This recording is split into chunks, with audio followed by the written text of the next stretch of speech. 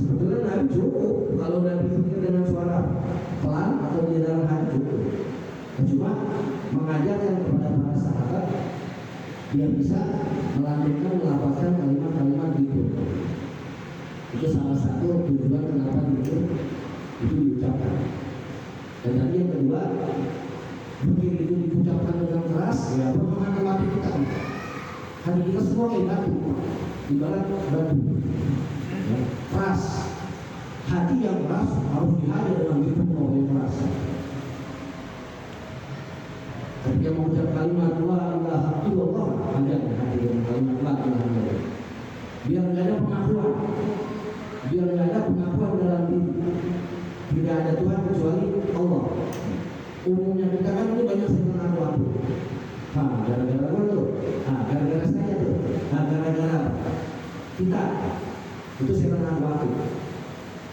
Nah semua dalam kehidupan tidak lepas dari kebaikan Allah Subhanahu wa Ta'ala.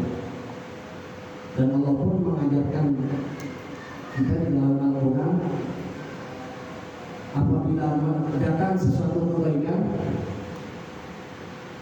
apabila datang satu kebaikan dalam diri kita, yakin bahwa itu adalah satu perbuatan yang diiring, yang diajarkan oleh Allah. Man ja'a bil hasanati faminallah. Siapa yang mendatangkan satu kebaikan dalam hidup, yakini bahwa itu datangnya dari Allah. Kita bisa sedekah, Allah yang menggerakkan tangan kita, Allah yang mengasih kita rezeki. Kita bisa duduk hadir di masjid ngaji, Allah yang ngasih kita kesehatan, Allah yang mengasih kita kekuatan jalan dari rumah duduk ke masjid untuk mencari ilmu. Jadi apabila satu kebaikan kita lakukan, yakini bahwa itu bukan kerjaan kita, semua karunia Allah. Biar apa? Biar dia timbul setan baru. Memakmurkan masjid dengan menyumbang, dengan tenaga, dengan pikiran. Saya itu kerjaannya. Yakini bahwa itu semua bimbingan dan arahan dari Allah Subhanahu wa Ta'ala yang memberikan kekuatan kepada kita. Iya dong. Kalau Allah nggak kasih duit, mana bisa kita nyumbang? Kalau Allah nggak kasih kita kekuatan, nggak bisa kita datang ke masjid. Ya misalkan asal urat kumat, ya nggak bisa jalan, nggak mungkin kita bisa ada dulu di masjid. Tapi sebaliknya, wa man ja'a bis-sayyi'ati falinafsihi. Siapa yang melakukan satu keburukan, camkan dalam hati, yakini dalam jiwa kita bahwa itu adalah kesalahan yang kita lakukan. Biar apa? Biar kita memohon ampun kepada Allah atas kealpaan, atas kelalaian, atas ketidakbenaran kita dalam menjalani hidup.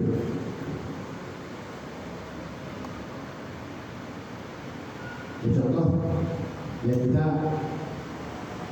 menuju di jalan, ya, lumayan 100.000 kita ambil. Nah, itu kan satu perbuatan yang salah, satu perbuatan yang tidak benar.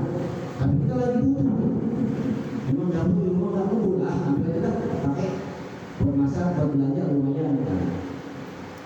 Padahal menurut aturan agama bahwa uang yang kita temukan di jalan itu merupakan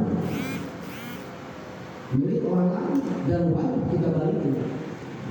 Dalam istilah itu namanya luqata, barang temuan di atas permukaan bumi, wajib kita balik.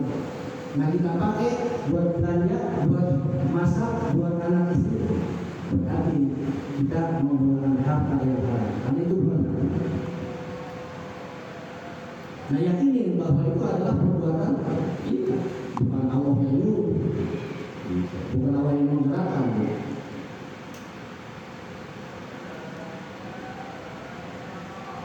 Dua ternyata, pikir lisan, pikir hati.